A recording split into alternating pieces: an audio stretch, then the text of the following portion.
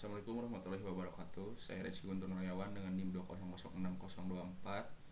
Di sini saya akan mengerjakan tugas kecerdasan buatan, yaitu aturan logika proposisi dan plus order logic.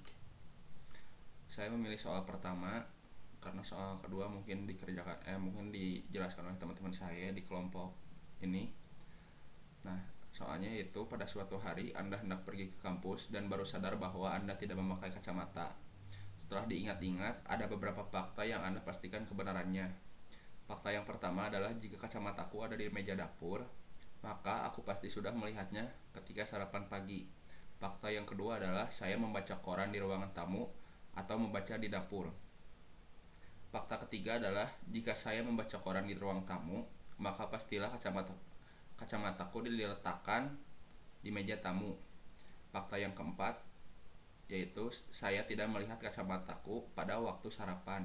Fakta yang kelima, jika saya membaca buku di ranjang, maka kacamata kuletakkan di meja samping ranjang. Jika saya membaca koran di dapur, maka kacamataku ada di meja dapur. Berdasarkan fakta-fakta di atas, tentukanlah di mana letak kacamata Anda. Nah, untuk penyelesaian soal pertama, aturan logika proposisi adalah aturan logika menggunakan proposisi sebagai satuan dasar dalam pemikiran logika. Proposisi dapat berupa pernyataan yang benar atau salah. Dalam masalah ini, proposisi yang diberikan adalah P. Kacamata ada di meja dapur, dan Q sudah melihat kacamata saat sarapan. R. Membaca koran di ruang tamu. S. Kacamata ada di meja tamu, dan T. Membaca buku di ranjang. Dalam proposisi tersebut dapat diperoleh beberapa aturan logika proposisi, yaitu jika P maka Q dalam kurung P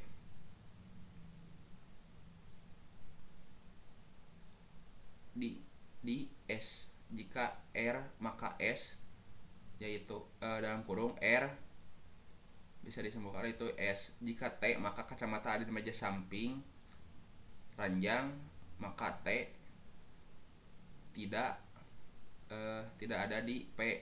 Nah, ini adalah penjelasan. Jika P maka Q dalam kurung P.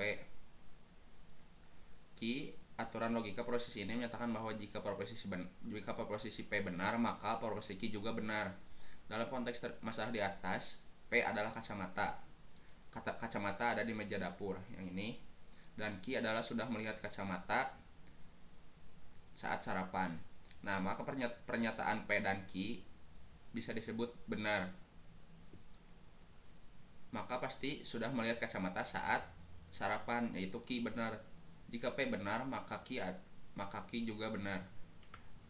Penjelasan selanjutnya, jika R maka S. Nah, seperti penjelasan yang sebelumnya, jika R benar, maka S juga benar.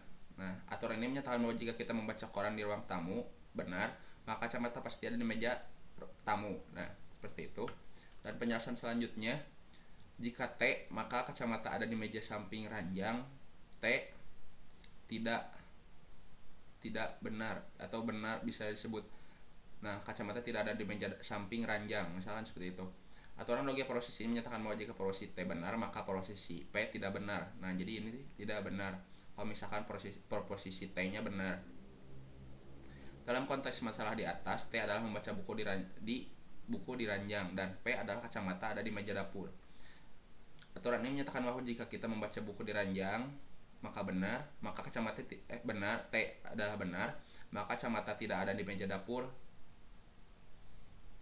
tidak benar. Oleh karena itu dapat disimpulkan bahwa jika kacamata tidak ada di meja samping ranjang, T benar dan P tidak benar, maka kacamata berada di tempat lain, misalnya meja tamu, berdasarkan aturan logika proposisi nomor 2. Nah, yang ini. Jadi, untuk penjelasan logika proposisi